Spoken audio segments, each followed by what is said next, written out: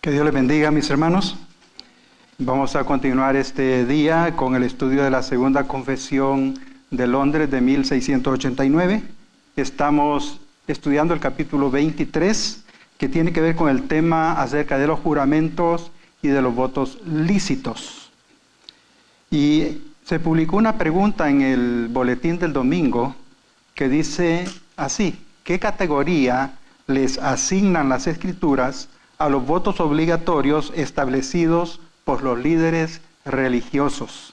Espero que encontremos la respuesta en la exposición de esta tarde. Oremos, hermanos. Padre, te alabamos y te damos gracias por tu misericordia y por tu bondad.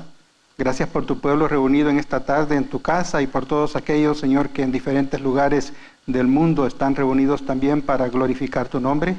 Bendice a cada uno, glorifícate en la vida de cada uno, glorifícate en las iglesias. Padre, en cuanto a nosotros, prepara nuestro corazón y nuestra mente para acercarnos al análisis de este documento tan importante, amparado, Señor, con las Escrituras para apoyar o defender los puntos. Ayúdanos, Señor, a entenderlos y a aplicarlos a nuestra vida, ya que muchas veces somos muy dados, Señor, a no cumplir estas cosas porque son cuestiones que ya las aprendimos a veces desde la niñez y por costumbre las seguimos practicando. Ayúdanos, Señor, a verlas bajo tu punto de vista, que al fin y al cabo, Señor, es el punto de vista que es verdadero y el que de verdad importa.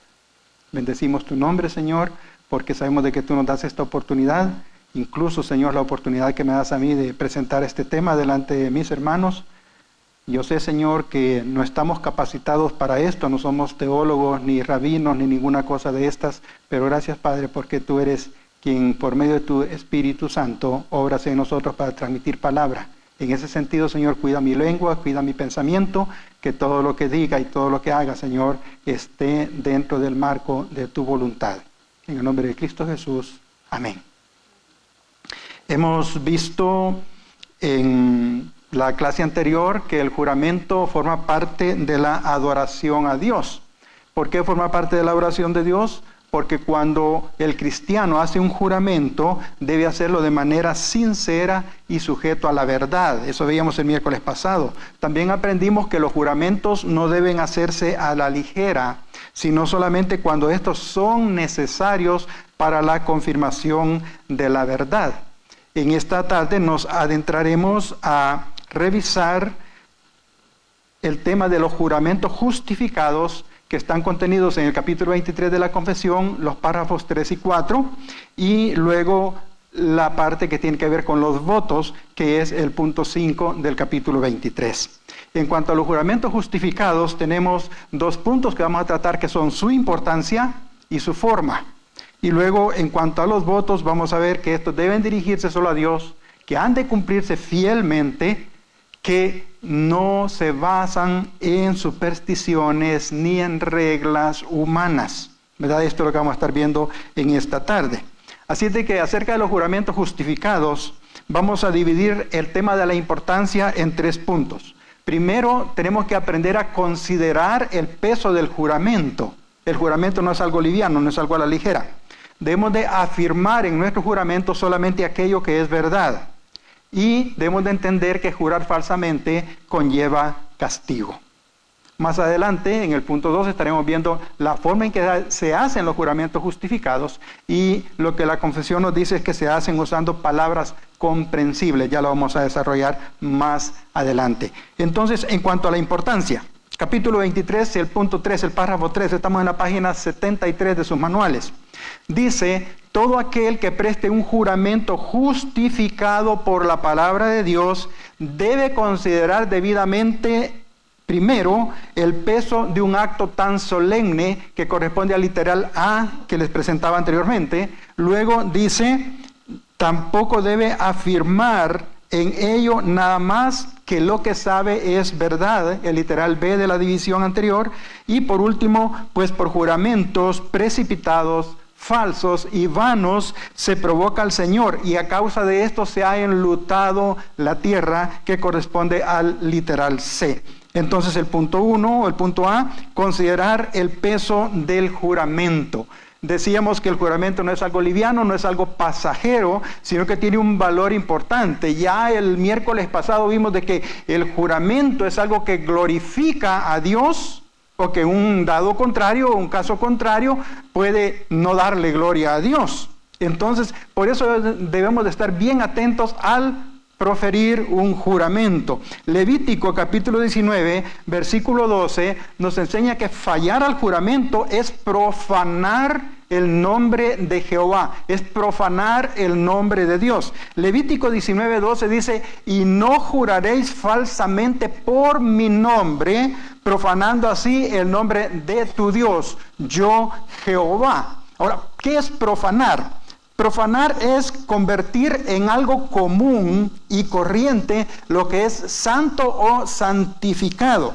Así, cuando hacemos un juramento y no lo cumplimos, el nombre del Dios santo, justo y veraz es hecho común y sin validez, sin peso, sin valor, sin confianza, cuando dejamos de cumplir su juramento. Por eso dice, debemos de ser cuidadosos al emitir un juramento, porque con ese juramento nosotros podemos tanto glorificar a Dios o profanar el nombre de Dios.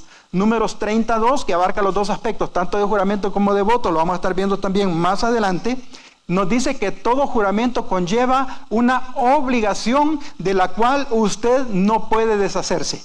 Una vez hecho un juramento, usted no puede hacerse para atrás, echarse para atrás. Usted no puede decir, ya no lo voy a cumplir. Todo juramento conlleva una obligación ineludible. Números 32. Cuando alguno hiciere voto a Jehová o hiciere juramento ligando su alma con obligación, no quebrantará su palabra. Hará conforme a todo lo que salió de su boca. No puede decir, no entendí el juramento que hice. No puede decir, fue un momento en el cual a saber qué estaba pensando. No puede decir, fue porque se me salió. No, dice, una vez ya lo pronunció, una vez ya se juramentó, usted no puede decir, no estoy en la obligación de cumplirlo, porque la Biblia dice que estamos obligados a cumplir todo juramento. Jeremías 4:2. También dice que el juramento compromete la veracidad y la justicia de Dios, y su cumplimiento le glorifica. Jeremías 4:2 dice, y jurares, vive Jehová en verdad, en juicio y en justicia. Entonces las naciones serán benditas en él, y en él se gloriarán. El juramento compromete tanto la justicia, la veracidad de Dios, como también la bendición de Dios, ¿verdad? Eso es lo que nos dice en cuanto a considerar el peso del juramento. Hoy vamos a salir temprano, no se preocupen. El literal B, el segundo punto, acerca de este tema de los juramentos justificados y en cuanto a la importancia, dice que debemos de afirmar solamente lo que es verdad. Debemos de afirmar solamente lo que es verdad.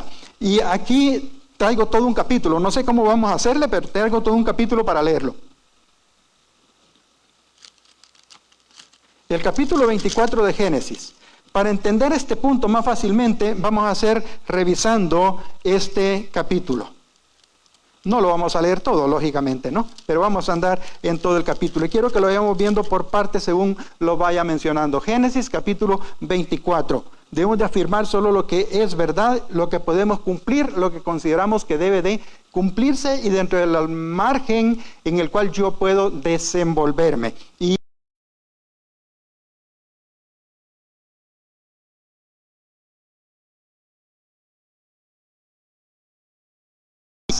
para que fuera a buscar esposa para Isaac. Es un juramento sencillo, ¿no? Ir a buscar una esposa para el hijo de mi patrón, es algo bien sencillo, de mi patrono. Pero veamos qué nos dice Génesis 24. Primero, el contenido del juramento. El siervo pensó, el contenido del juramento, versículos 2 al 4.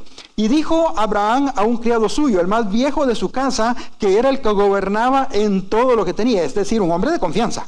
Pon ahora tu mano debajo de mi muslo y te juramentaré por Jehová, Dios de los cielos y Dios de la tierra, que no tomarás para mi hijo mujer de las hijas de los cananeos entre los cuales yo habito, sino que irás ¿A dónde? Le dice, a mi tierra y a mi parentela, y tomarás mujer para mi hijo Isaac. El juramento era sencillo, era fácil de entender.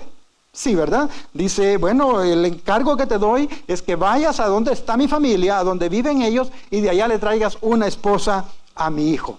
Estaba fácil de cumplir, yo voy y la traigo, pero en realidad eso implicaba nada más esta idea. Miremos, el siervo analizó el contenido del juramento. No se comprometió de una vez. Versículos 5 al 8, miren lo que dice. Dice, el criado le respondió, quizá la mujer de mí a esta tierra. ¿Volveré pues tu hijo a la tierra de donde saliste? Sí, yo le voy a traer esposa, puedo traer la esposa. Pero ¿qué tal? La muchacha acepta, pero no quiere venirse. Entonces, para darle la esposa de tu parentela a tu hijo, ¿tengo que llevarme a tu hijo para allá? Una pregunta, ¿verdad?, que implicaba en sí el juramento. Y la respuesta de Abraham es, guárdate, el verso 6, de que no vuelvas a mi hijo allá. Versículo 7, Jehová Dios de los cielos, que me tomó de la tierra de mi parentela y me habló y me juró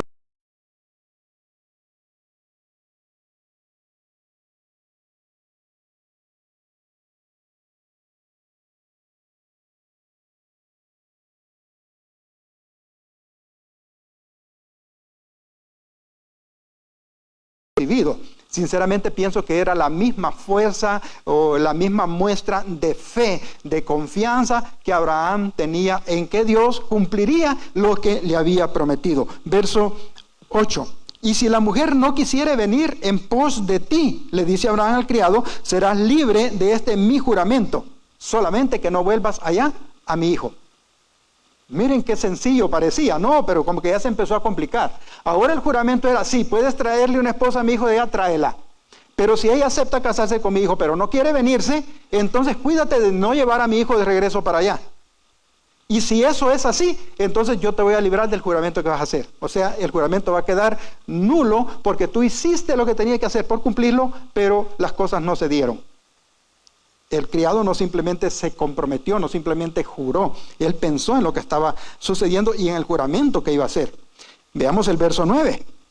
Hasta entonces, hoy que ya entendió, hoy que ya tenía todo claro, tanto para Abraham como para él mismo, dice el verso 9, entonces el criado puso su mano debajo del muslo de Abraham, su señor, y le juró sobre este negocio.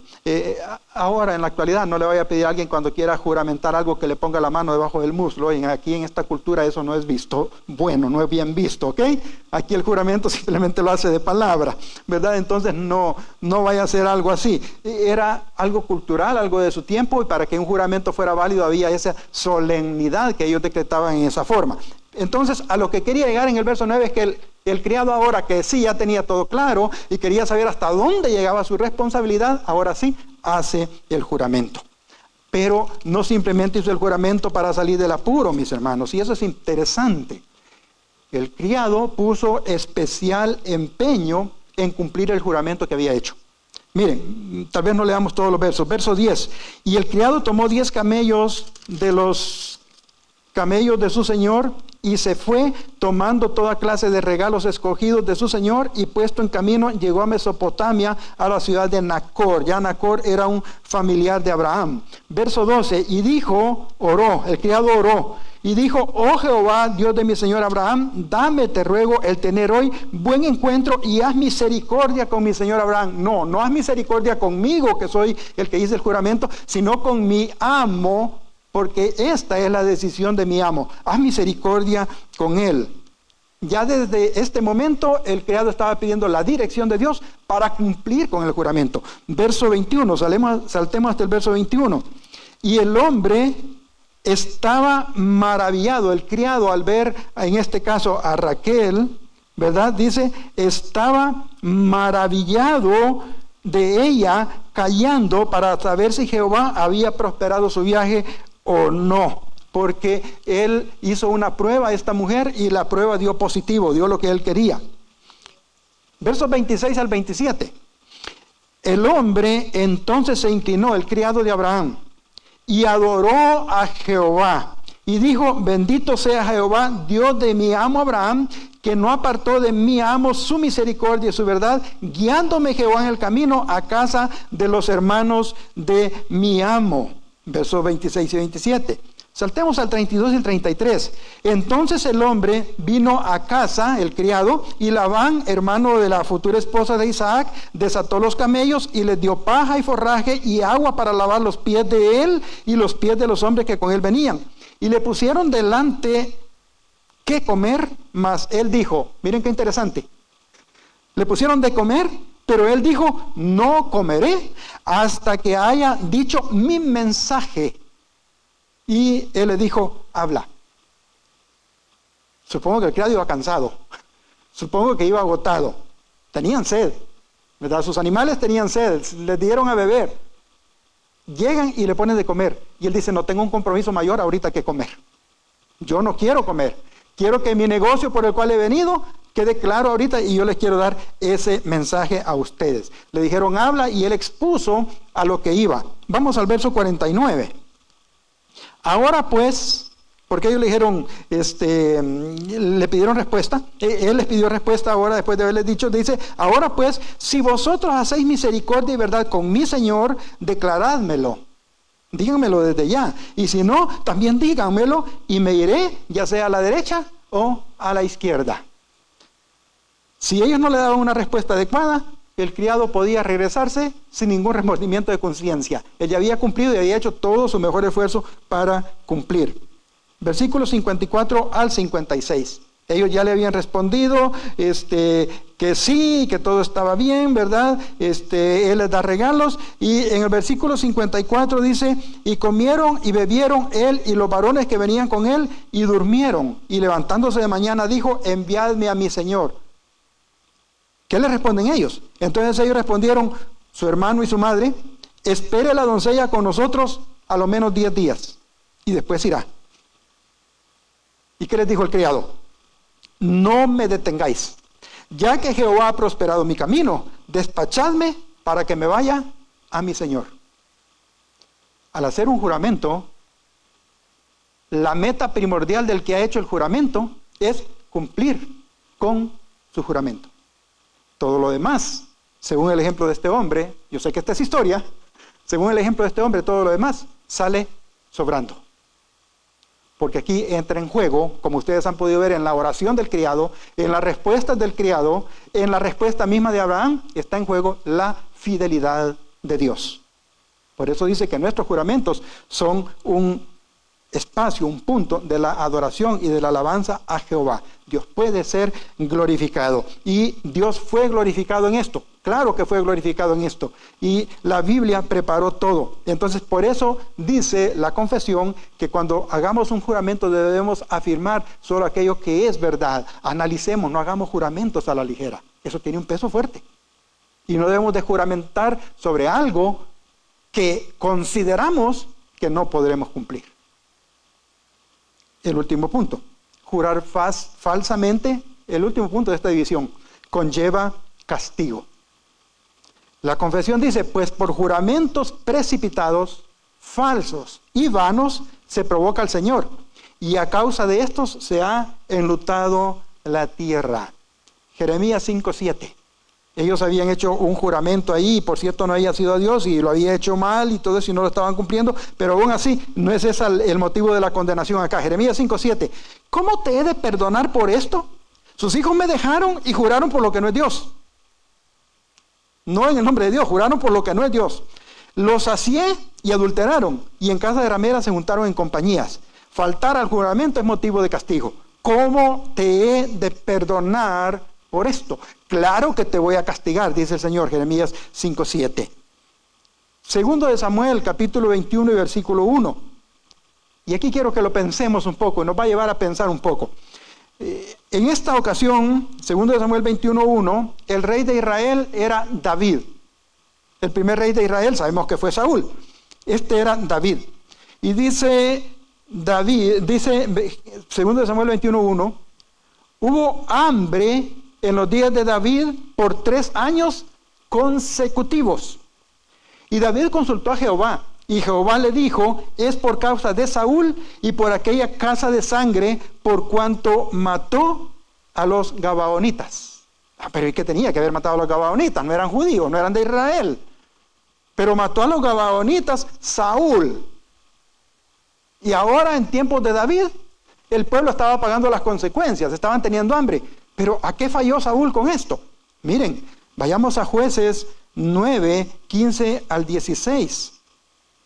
En Josué 9, 15 a 16, dice, hablando Josué con los gabaonitas, con los de Gabaón, ¿se recuerdan aquellos hombres que llegaron cuando Israel había cruzado el río Jordán? Y les dijeron, miren, nosotros venimos de lejanas tierras, traemos un pan mohoso, arruinado, lo sacamos fresco en nuestras casas, nuestros zapatos se han gastado, miren cómo estamos por la distancia que hay entre nosotros y ustedes, hagamos un pacto, jurémonos la paz, juramentémonos paz, hagamos ese pacto. Y Josué, junto con los príncipes de Israel, hicieron un juramento a los de Gabaón. Eso es lo que dice 9:15 al 16 de Josué. Josué hizo paz con Gabaón, con ellos, y celebró con ellos alianza, concediéndoles la vida, y también lo juraron los príncipes de la congregación. Verso 16, pasados 3 días, después que hicieron alianza con ellos, oyeron que eran sus vecinos y que habitaban en medio de ellos. Miren, los de Gabaón engañaron a Josué, engañaron a todo Israel, diciéndoles que no eran de allí. Es cierto, fue un juramento hecho por Josué y por los del pueblo de Israel con una sencillez de corazón y con fidelidad. No pensaban quebrantar el juramento. Y aun cuando el juramento fue hecho a causa de la mentira de los de Gabaón, el juramento permanecía firme porque había sido hecho en el nombre de Jehová.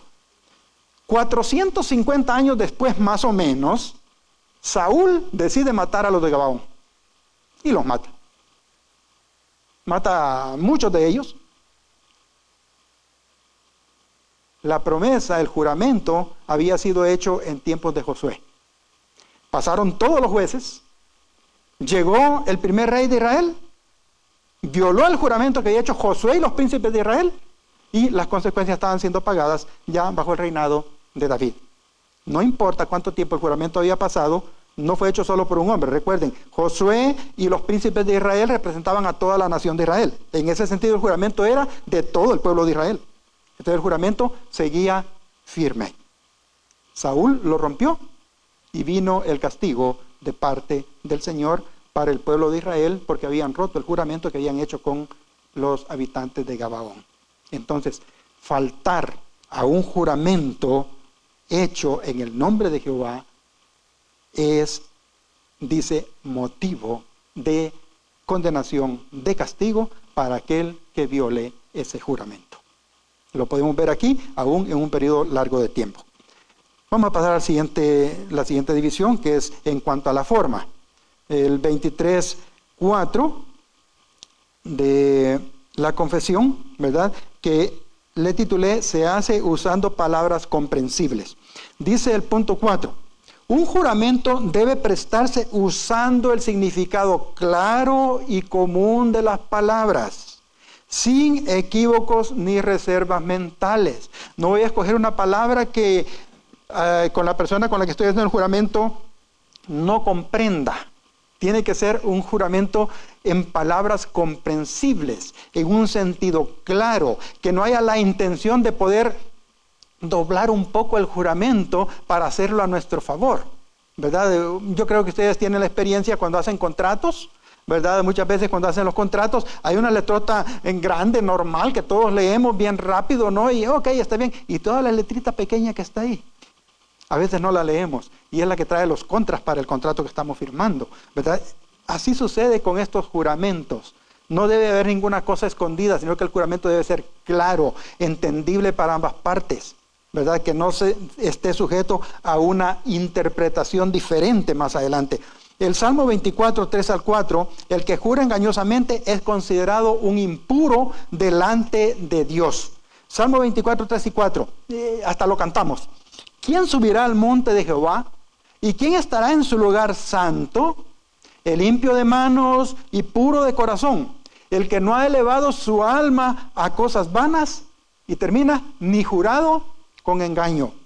la palabra, el mensaje de Dios lo traduce, el verso 4 lo traduce así: el de manos honradas y corazón limpio, quien no desea la mentira ni jura en falso. O sea, tiene que hacerse de una forma clara y sin lugar a que hayan cuestiones escondidas que después puedan ser usadas a nuestro favor. Por ejemplo, Malaquías capítulo 3, verso 5, el versículo es más grande. Lo que me interesa es que dice que Dios juzga a los que juran mentira.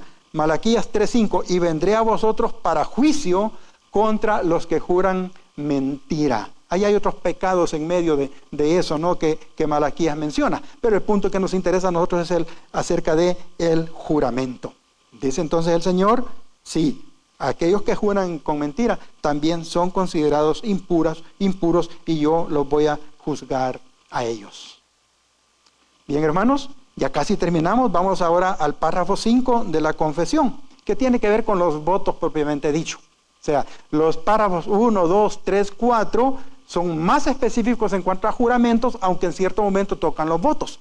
Pero el punto 5, el párrafo 5, es directamente con los votos, con las promesas que hacemos, no juramentos, sino promesas.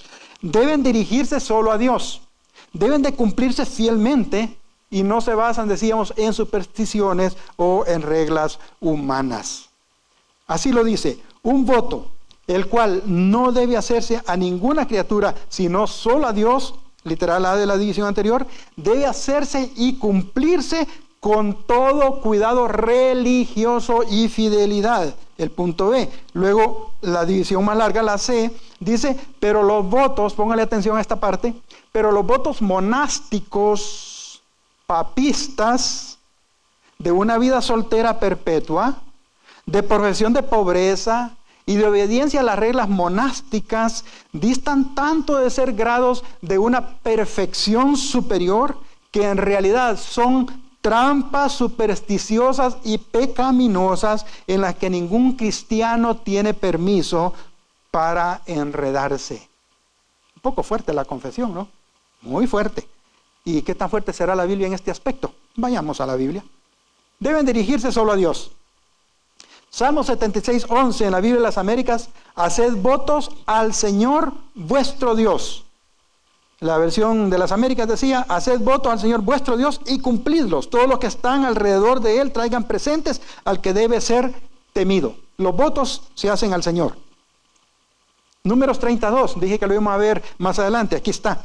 Los votos, igual que los juramentos, bueno, los votos se dirigen solo a Dios, igual que los juramentos se hacen solo en el nombre de Dios. Número 32, cuando alguno hiciere voto a Jehová, no quebrantará su palabra, hará conforme a todo lo que salió de su boca. Si me salté un pedacito ahí, ¿verdad? Los votos se dirigen solo a Jehová, nos dice también Números 32. Y Eclesiastés 5:4 dice: cuando a Dios haces promesa, sigue siendo más, no tardes en cumplirla, porque Él no se complace en los insensatos, cumple lo que promete. Lo que me interesa aquí es que la promesa, dice, se hace a Dios.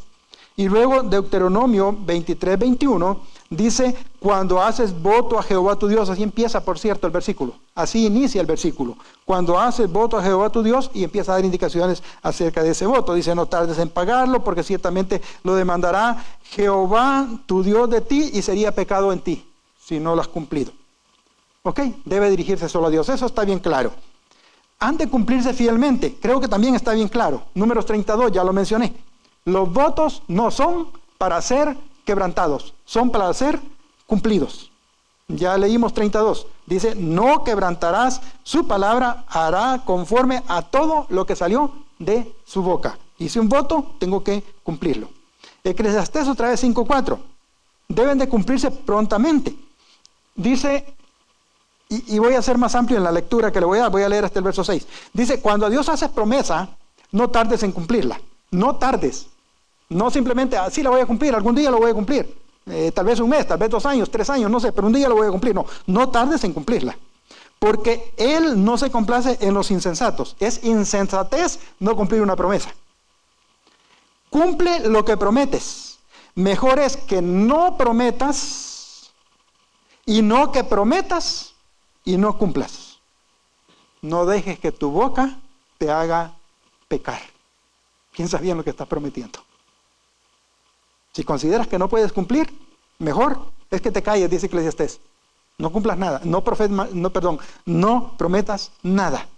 ¿Por qué? Si no lo puedes cumplir, porque entonces tu boca te está haciendo pecar. Y Deuteronomio también 23, 21, que ya lo leímos, dice que no cumplir con los votos se considera pecado, porque ciertamente lo demandará Jehová tu Dios de ti y sería pecado en ti. Sea promesa, voto o sea juramento, debe de ser cumplido fielmente.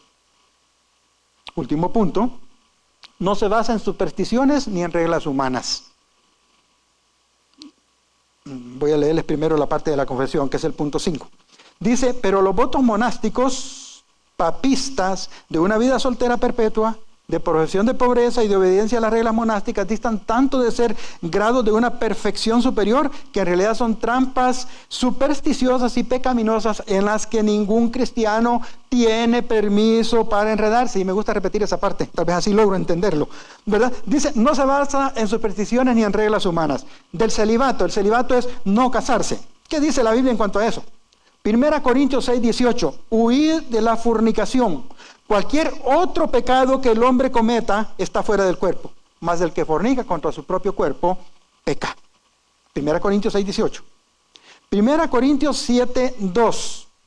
Pero a causa de las fornicaciones, cada uno tenga su propia mujer y cada mujer tenga su propio marido. Sigamos.